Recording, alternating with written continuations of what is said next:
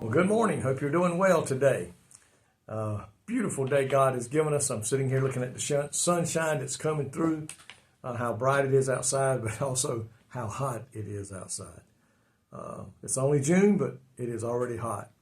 But I pray God's blessings be upon you today, and I know He's treating you right and just leading you in the right way. If we just need to follow Him and do that He has called us to do. I want to look today in Daniel chapter 9, verses 3 through 5. Daniel chapter 9, verses 3 to 5. And I set my face unto the Lord God, to seek by prayer and supplication, with fasting and sackcloth and ashes. And I prayed unto the Lord my God, and made my confession, and said, Lord, O Lord, the great and dreadful God, keeping the covenant and mercy to them that love Him, and to them that keep His commandments. We have sinned, and have committed iniquity, and have done wickedly, and have rebelled, even by departing from the precepts and from thy judgments. We see here in these verses, Daniel turns to God in prayer and confession, expressing remorse for the sins of the people. We know they were they had been taken captive and were now under, I think it was King Darius. And he acknowledges God's covenant and mercy, but admits their failures, the collective failures of all the people to uphold God's law.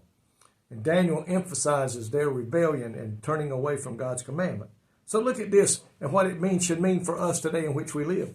You know, when Daniel got there, he was a young man, him and the 3 Hebrew boys, and they were asked to do things they knew that went against God's word and what the law was telling them. And they were in a strange land and young, so they could have easily given in. But they began to really take hold of what God's word meant for them, and they chose not to disobey God's word. They said, we are not going to eat these fruits and these vegetables that have been offered to idols. We're going to stand up for what the word of God has told us in the law. And like Daniel, you and I today must maintain the same stand in the day in which we live. Daniel's prayer, prompted by the study of Jeremiah's prophecies, which indicated that Jerusalem's desolation would last for 70 years, he began to pray. He began to seek God. He began to fast.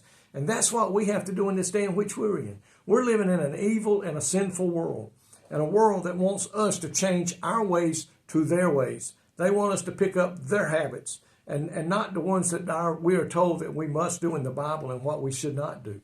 And like Daniel, we need to pray, we need to seek God, we need to fast, and we need to ask for strength to stand in this day in which we're living.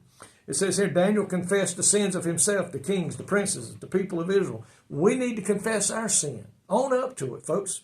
We have all done wrong in our life. Not a one of us today are perfect. Even after God saved us and forgave us, we still sin. And we must make sure every time we do that we ask for forgiveness. Daniel recognized God's faithfulness to those who love Him and those who obey Him, highlighting the covenant of love and mercy. And today we know God's faithfulness are towards those who love Him, who obey His word, those who have asked for forgiveness of their sins and ask Him to take up abode in their home and their heart today.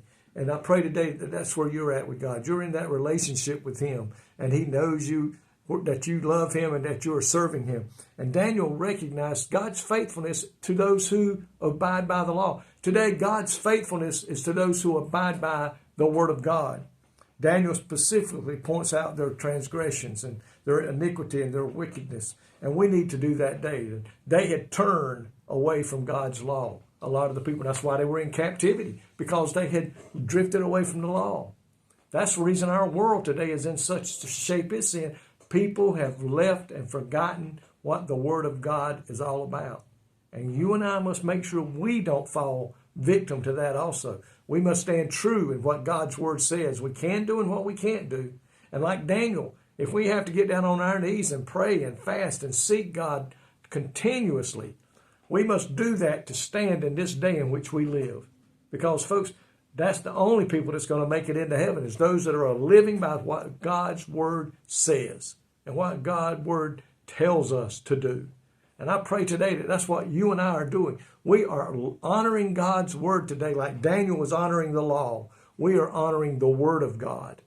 And by avoiding the things that the devil comes against us in temptations and getting God to help us and the Holy Spirit to not even take a part of that, to get away from it and to walk as the Bible says, be ye holy.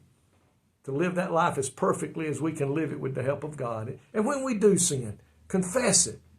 Ask for forgiveness and get up and keep going. I pray that that's what you'll do today. God, thank you for your many blessings. Thank you for your word that over and over tells us what not to do and what we can do.